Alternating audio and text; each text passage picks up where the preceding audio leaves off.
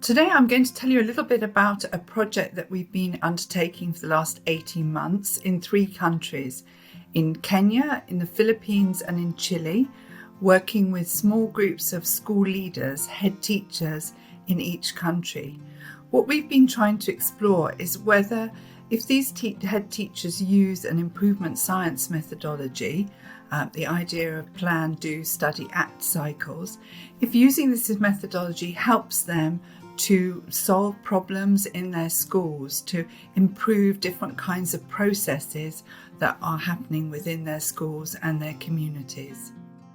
This is an interdisciplinary project. The other academics on this project are from the Faculty of Business and Law in the Open University, bringing their expertise in public leadership and management science and so on. And I think without the SRA, I would have been much less open to working with people who come from very, very different backgrounds and whose research interests historically have been very different. These colleagues are very heavily involved in working with the police, for example, which feels as if it's a long way from teachers and head teachers.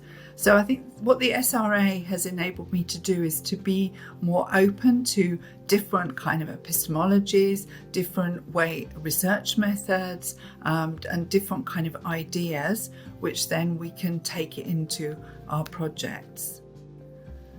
I think a couple of things have really surprised us in this project. First of all, I think the way in which head teachers were actually quite reluctant to experiment using this approach.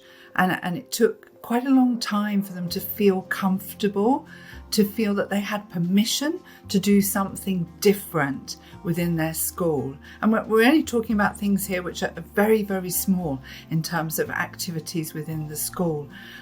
Maybe phoning up parents when children don't come to school, for example. But that wasn't something that head teachers instinctively felt comfortable with. So for me, that was one of the surprises at the beginning. And I think the other surprise has been with our NGO partners who are working directly with the schools in the countries, and how they have shifted their practices, how they are now talking about how before they were always very concerned with that school leaders delivered exactly to the plan, and now they're going in and they're listening much more to the school leaders and trying to help them to adapt plans that fit each individual school context.